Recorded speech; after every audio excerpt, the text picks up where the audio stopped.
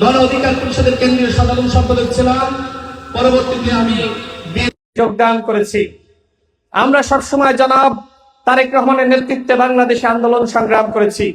আমার ত্যাগ সংগ্রাম সম্পর্কে হয়তো আপনারা যারা তৃণমূলে রয়েছেন অনেকে না জানার কথা, কিন্তু যিনি আন্দোলনের নেতৃত্ব দিয়েছেন যুগপৎ আন্দোলনের, তিনি জানেন আমাদের সংগ্রাম, আমাদের ভূমিকা।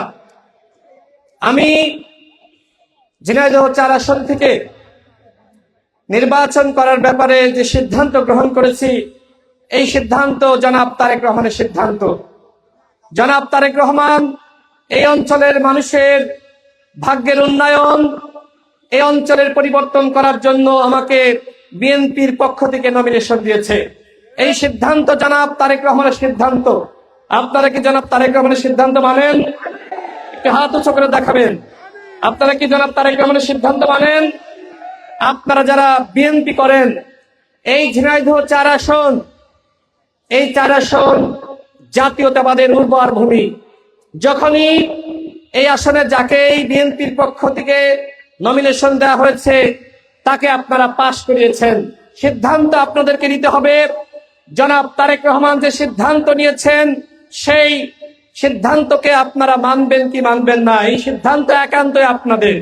আপনারা বিএনপিকে ভালোবাসেন, আপনারা কোনো ব্যক্তিকে ভালোবাসেন না, দলকে ভালোবাসেন। এবং সেই দলের প্রধান জনাব তারেক রহমান তিনি বলেছেন উই হ্যাভ এ প্ল্যান।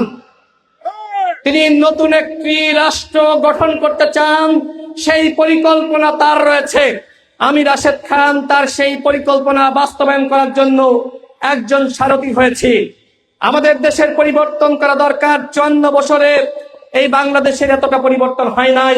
জনাব তারেক রহমান তিনি নতুন ভাবে পরিকল্পনা করছেন শিক্ষার উন্নয়ন, চিকিৎসার উন্নয়ন, মানুষের জীবনযাত্রার মানের উন্নয়ন, কর্মসংস্থান সৃষ্টি করা, শিল্পের উন্নয়ন এবং একই সাথে আমাদের সারা দেশে অবকাঠামোগত উন্নয়ন, রাস্তাঘাটের যে অবস্থা আমরা সবাই জানি, এগুলোর উন্নয়ন, কৃষির উন্নয়ন। যারা বিএনপি করে অধিকাংশ খেটে খাওয়া মানুষ। বিভিন্ন জায়গায় পরিসংখ্যান আপনারা দেখেছেন যে বিএনপি হলো খেটে খাওয়া মানুষের দল। আমার সামনে যারা আছেন আপনারা অধিকাংশ কৃষক, শ্রমিক, খেটে খাওয়া মানুষ। আমি দৃঢ় বিশ্বাস করি আপনারা জনাব তারেক রহমানের পরিকল্পনা বাস্তবায়নে তার সাথে থাকবেন। আজকে আসলে কথা বলার সময় নাই, খুবই সংক্ষিপ্ত, যে কারণে আমি আর দুটি কথা বলে শেষ করব। সংগ্রামী সাথী বন্ধুগণ, এখানে আপনারা অনেকে প্রার্থী ছিলেন, বিভিন্ন গ্রুপ রয়েছে। আমাদের যারা 3 জন প্রার্থী ছিলেন তারা স্বাভাবিকভাবে সংগ্রাম করেছেন, তাদের প্রতি আমি শ্রদ্ধা জানাই। সবার ভূমিকা আছে, কিন্তু জনাব তারেক রহমান যে সিদ্ধান্ত নিয়েছেন, আমি তো এখানে জোরপূর্বক আসি নাই।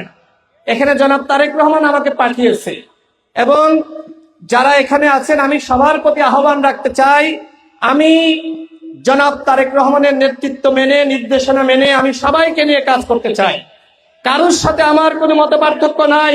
আমি এতটুকু বলতে চাই, সর্বশেষ আপনারা যদি আমার পাশে থাকেন, ইনশাআল্লাহ এই ঝিনাইদহ ৪ আসন হবে বাংলাদেশের মধ্যে মডেল আসন। আপনাদেরকে পাশে চাই, আপনাদের কাছে দোয়া চাই। বিশেষ করে আমাদের প্রিয় নেত্রী, তিনি আমাদের ছেড়ে বিদায় নিয়েছেন, তার জন্য আল্লাহর কাছে 2 হাত তুলে দোয়া চাই। তার জন্য দোয়া করুন। তার যে বলিষ্ঠ নেতৃত্ব, তিনি যে সংগ্রাম করেছেন, আমরা যাতে দীক্ষা নিয়ে আগামী নতুন রাষ্ট্র বিনির্মাণের সমস্ত জাতীয়তাবাদী শক্তি একসাথে কাজ করতে পারি, আমি সবাইকে সেই আহ্বান জানিয়ে আমার বক্তব্য শেষ করছি।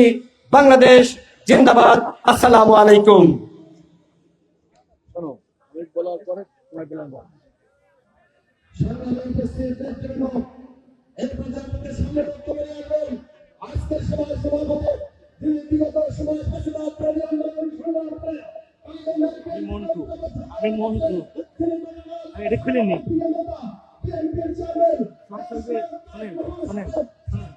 কথা বলবেন।